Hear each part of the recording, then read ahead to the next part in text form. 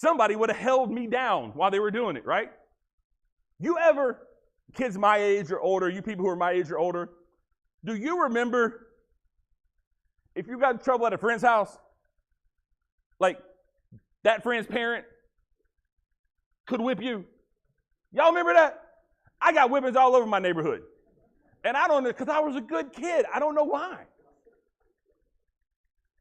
But they were throwing a tantrum. It's like watching that kid just wall down in Walmart and just flop it all over the floor.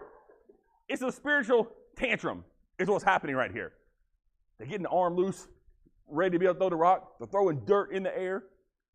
Now, our little, how do I say this?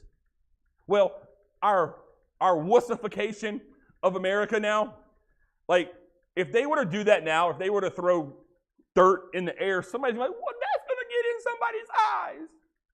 Like, don't look up. Stupid. Anyway, somebody's going to be offended. I know it will. So they're throwing a tantrum all because Paul made them mad. All because Paul was speaking the gospel. They got mad.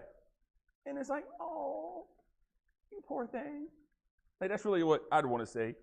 But I did it. I want to, but I didn't because I wasn't there. In fact, this here's what it says. They took Paul and they escorted him to the barracks because of all the craziness that was going on. They had to take him away. This was in the soldiers' quarters. We're inside the fortress of Antonia. It's inside the walls of the castle. And that's where Luke says they were bringing Paul there to interrogate him and to scourge him, which means to beat him, okay? That's what it really means. It's flogging. These are professional executioners. And they would take something similar to this, but there would be bone and clay glass and things on the edge of this whip. And they would take Paul and they were going to stretch him out across a log where his limbs and his back was fully exposed. And these two professional executioners would take the whip and beat the person that was laid across. And they would continue to beat.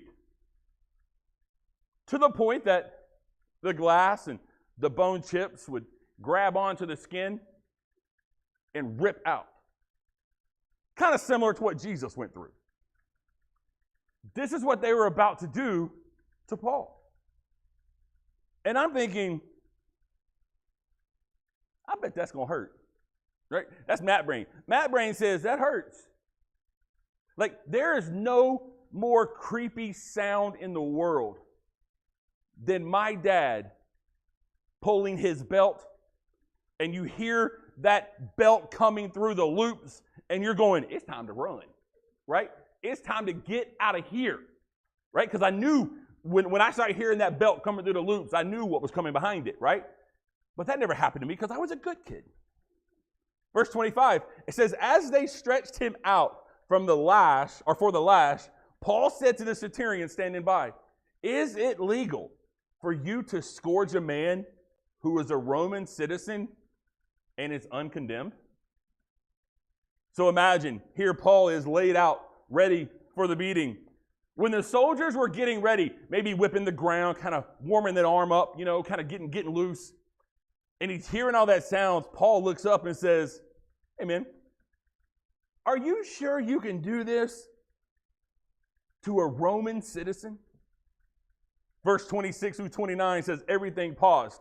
When the centurion heard this, he went and reported to the commander saying, what are you going to do? For this man is a Roman citizen.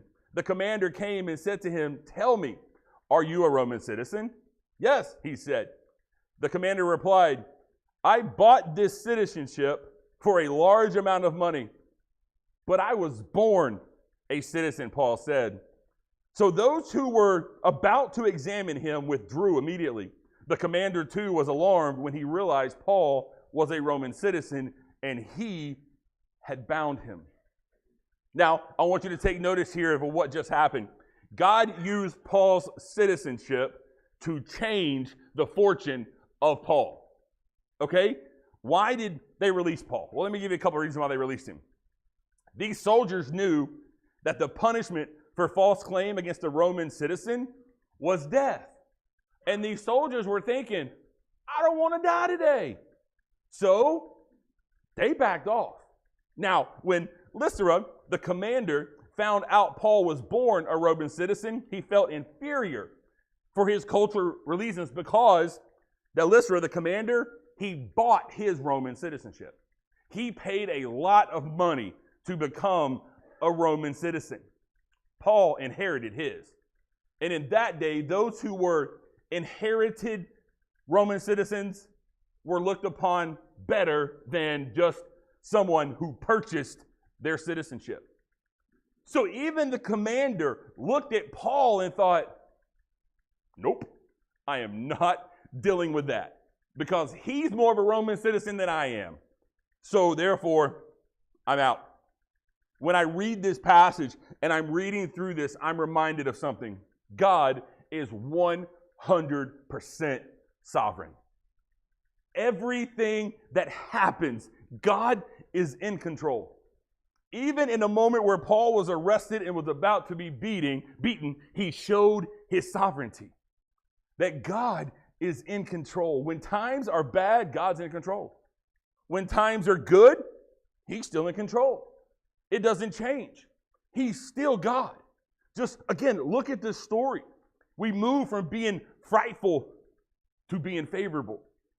Paul's life was being threatened, and now Paul's life is being spared. And God, in his sovereignty, uses Paul's citizenship to change everything. Look at verse 30.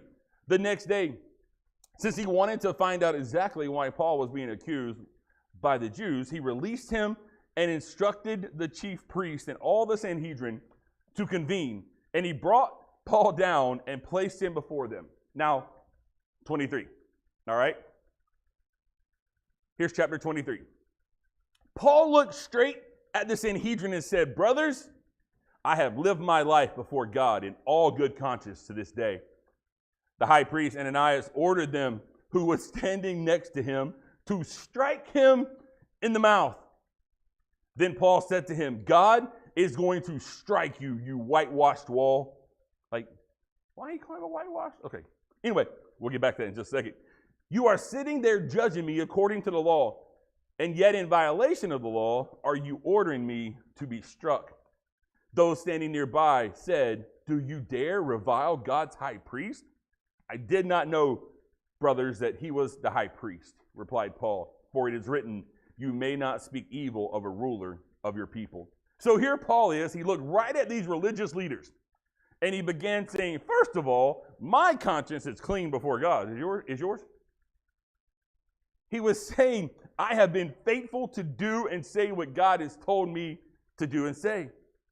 And when he said this, Ananias looked at the guard that was sitting next to him and said, hey, punch him in the mouth. Now, I know you bunch of awesome Christians in here and never, ever in your life wanted to punch someone in the mouth, right? It's never happened to you. But this is what happened in the Bible, okay? I know you don't deal with that struggle. Punch him in the mouth.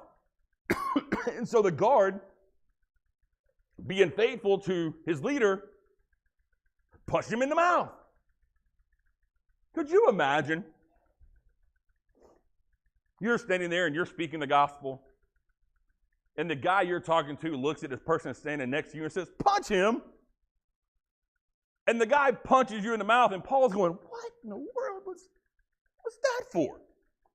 And then Paul looks back at this person and says, hey, what are you doing? God is going to strike you, you whitewashed wall. Now again, in your brain, you're going, ooh, that'll learn him. He won't do that no more, calling him whitewashed wall. But I'm about to tell you what whitewashed walls mean, and you're going to write it down and go, ooh, I like that. I'm going to call him that. You ready for this? Jesus uses it too in Matthew 23:27, where he calls the Pharisees whitewashed tombs. That meant something as well. Here's what it meant. Sometimes that was whitewashed was kept clean, is what it means. The whitewashed, you're clean on the outside. But on the inside, you're as dirty can be. You're fake. Everything looks good here. Everything on the outside looks clean. But inside, you're far from it. So what Paul just said, God is going to judge you, you hypocrite. Now, whitewashed walls sounds better than the word hypocrite, doesn't it? So next time you get frustrated at somebody, you can look at them and go, ooh, you're just a whitewashed wall. Josephus, he's a Jewish historian, made it very clear in his accounts that Ananias was indeed a terrible person who despised anyone, and I mean anyone, in that first century. It wasn't just Christians. He just didn't like anyone. Now, there's some of y'all sitting here going, I can relate with Ananias. I don't like people that much either. And to that, I say, amen. I heard a pastor one time say he would love that pastoring would be easy if it wasn't for people. And I'm like, yeah, he ain't far off, is he? He's not far off. So Paul apparently was speaking truth here about Ananias when he called him a whitewashed wall. And so he'd been punched in the mouth, and he looked at him and says, God will get you, you hypocrite. Whew. That's bold, people. That's really bold. All right, we're going to keep going. Look at verse 6. When Paul realized that one part of them were Sadducees and the other part were Pharisees, he cried out in the Sanhedrin, brothers, I am a Pharisee, a son of a Pharisee. I am being judged because of the hope of the resurrection of the dead. When he said this, a dispute broke out between the Pharisees and the Sadducees, and the assembly was divided. For the Sadducees says there is no resurrection, and neither angel nor spirit, but the Pharisees affirm them all. Paul was saying, I am being persecuted because of my hope. I'm being persecuted because of my hope in the resurrection of Jesus. And as soon as he mentioned the resurrection, the two people became instantly divided. It was chaos in the camp. One group is going, woohoo, yeah. The other side is going, you evil man, right? This is what's happening. And they are beginning to lose their mind over what's happening with Paul. Look at verses 9 and 10. The shouting grew loud, and some of the scribes of the Pharisees' party got up and argued angrily. We find nothing evil in this man. What if a spirit or an angel has spoken to him? When the dispute became violent, the commander feared that Paul might be torn apart by them and ordered the troops to go down, take him away from them, and bring him into the barracks. So this one is just when I go Matt brain, Paul sitting in the middle. Pharisees on one side, Sadducees on the other side. It's like this right here. You guys are going to be the good guys. You guys over here, we know y'all are the bad guys. And so here we are. Paul is stuck in the middle, and he's telling his story. I have my hope in the resurrection of Jesus Christ. This side's going, yeah! This side's going, you believe in Satan. This is what's taking place. And as Paul begins to tell more of the story, they said they began to argue, and it got angry. As it grew more intense, this group over here is now going, y'all are all going to hell. And this side over here going, I'm taking you with me. And that's what's happening.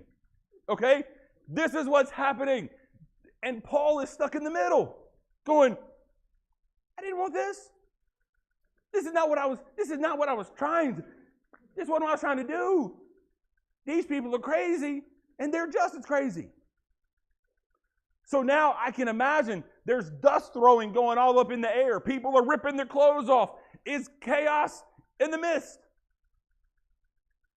And Paul is standing here going, I'm about to die. Because these people believe in my hope. These people don't. But these people are ready to kill these people because they don't believe in the same thing they believe in. And these people are ready to kill these people because they're all wrong anyway. And Paul's going, what happened? What'd I do? Now, the leader up here is watching this. And Matt Brain goes to this side grabs this arm, this side grabs this arm, and they're pulling Paul back and forth. No, he's on our team.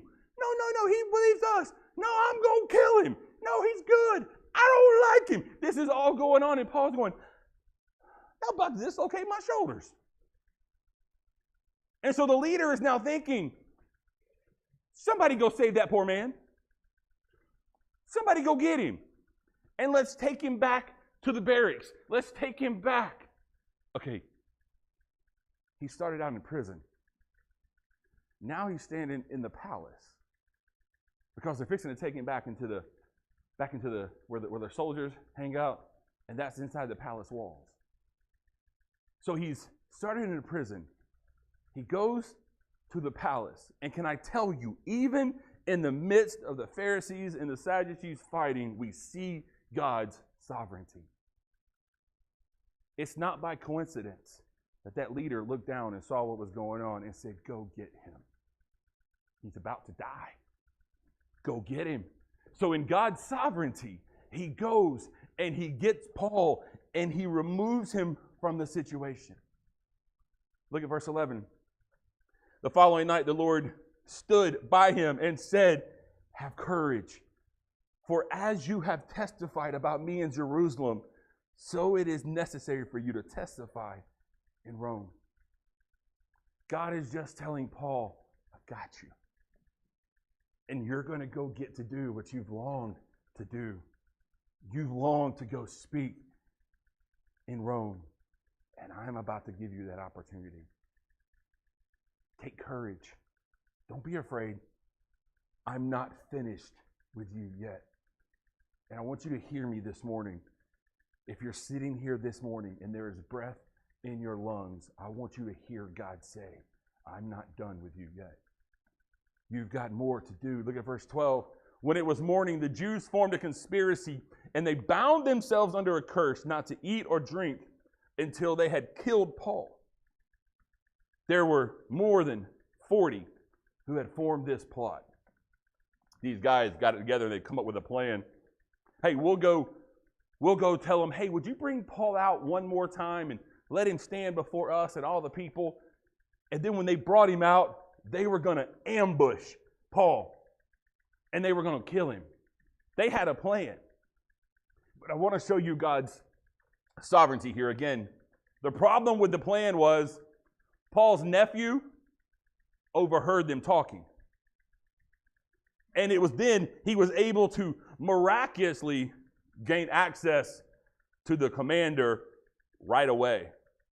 And he began to report to the commander what everything that had happened. So the commander dismissed the young man and instructed him, don't tell anyone that you have informed me about this. Can you see God's sovereignty at work even in this? That he's sovereign in everything, the good and the bad. He is in control. Do you think it was a coincidence that Paul's nephew just happened to be walking by at the right time? If you do, I got some oceanfront property in Arizona I'd love to sell you, okay? Come see me. Let's talk about that. That's called the sovereignty of God. That his nephew just be happy walking by at the right time. God is still working. He was working to move his mission forward. And he wanted the people of Rome to hear it, and he wanted them to hear it from Paul. He had a mission. And can I tell you, you'll never be able to stop God's mission. So stop trying. Look at verse 23. Well, we're going to read 23 through 35 because I want you to see this. He summoned 2 of his centurions and said, get 200 soldiers ready with 70 cavalry and 200 spearmen to go to Caesarea at 9 tonight. Also provide mounts for Paul to ride and bring him safely to Felix, the governor. Here he wrote him a letter. Claudius Lycia, to the most excellent governor Felix, Greetings. When this man had been seized by the Jews and was about to be killed by them, I arrived with my troops and rescued him because I learned that he is a Roman citizen. Wanting to know the charge they were accusing him of, I brought him down before the Sanhedrin. I found out that the accusations were concerning questions over their law, and that there was no charge that merited death or imprisonment. When I was informed that there was a plot against this man, I sent him to you right away. I also ordered his accusers to state their case against him in your presence. So the soldiers took Paul during the night and brought him to Antipatris, as they were ordered. The next day they returned to the barracks, allowing the cavalry to go on with him. When these men entered Caesarea and delivered the letter to the governor, they also presented Paul to him. After he read it, he asked what province he was from, and when he learned he was from Caesarea, he said, I will give you a hearing whenever your accusers also get here. He ordered that he be kept under guard in Herod's palace. Prison to a palace. All because of God's sovereignty. Once again, we see it on full display. He's sending from Jerusalem to Caesarea. How do you think he ordered that? How do you think that happened? It's a 3-letter word. God. That's how it happened. How was he able to move Lystra to Felix without ever being killed? God. That's how. I want you don't have to look this up. Write this down. You can look it up later. 1 Chronicles 29:11. This is one of my favorite verses in the Bible. Yours, Lord, is the greatness and the power and the glory and the splendor and the majesty, for everything in the heavens and on earth belongs to you. Yours, Lord, is the kingdom, and you are exalted as head over all. That's good stuff, people. One person got it. The rest of you are going, what? That's good stuff. Okay? I'm going to read it again so you have it, because I know you didn't catch it. Yours, Lord, is the greatness and the power and the glory and the splendor and the majesty, for everything in the heavens and on earth belongs to you. Yours, Lord, is the kingdom, and you are exalted as head over all. That is what the Bible is for. That's the God that you and I serve.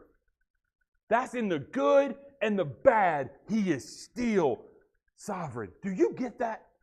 Do you understand that? He is God. Our Lord is exalted as head over all, for everything in the heavens and the earth belong to him. That means everything that happens in your life belongs to him. Just to know that nothing can get to us that didn't go through him first is worth praising him. It has to get his okay. He is sovereign over the nature, over weather, everything created, things on the earth, under the earth, our lives, our health, our death. Jesus is Lord. He is Lord of it all. Let me give you another verse, Philippians 2:10. For this reason, God highly exalted him and gave him the name that is above every name, so that at the name of Jesus, every knee will bow in heaven and on earth and under the earth, and every tongue will confess that Jesus is Lord. Can I tell you, one day your tongue will confess him as Lord? And I promise you, it will be better for you to do it on this side of heaven before the other. But one day you will confess him. What's he Lord of? All. Everything. That's an easy answer. Jesus Christ is the Lord of all. God is 100% sovereign. But the question I want you to consider today is, do I trust God in his sovereignty? Not do I. Make that one personal. Do I trust God? in his sovereignty. Can I tell you a quick story? When I was just graduated high school, like 2 days after I graduated high school, I was in Cancun, Mexico on our senior trip, and some guys, after a little bit of liquid courage, they talked me into going bungee jumping. And we were bungee jumping over the ocean. And part of my body, as I was bungee jumping, was going to go into the water and then be pulled back up. Now, these guys are telling me 100% safe.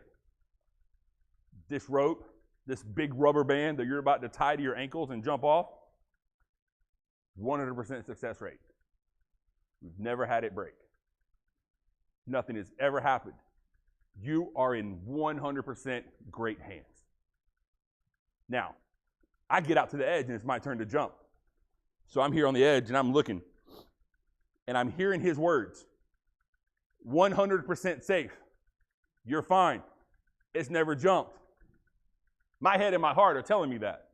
My eyes, on the other hand, are telling me completely something different. My eyes are going, that don't look safe. My eyes and my head are having an argument. Ever happened to you? Welcome to my world. My eyes are yelling at my brain going, you're an idiot, man.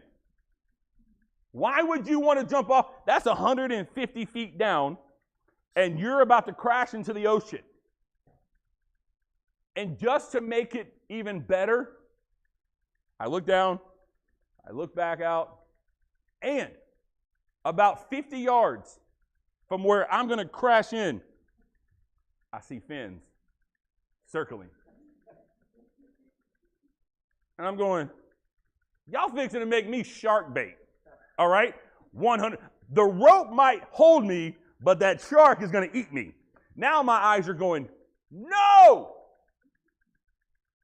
And everything in me said, let's go. And the guy said, 3, 2, 1, bungee. And I went, nope. Not yet. Give me a second. I'm going to need a minute. I backed up and like, I got this. Got out to the edge. He said, 3, 2, 1. And I jumped. I didn't even wait for bungee. I just went. Guess what?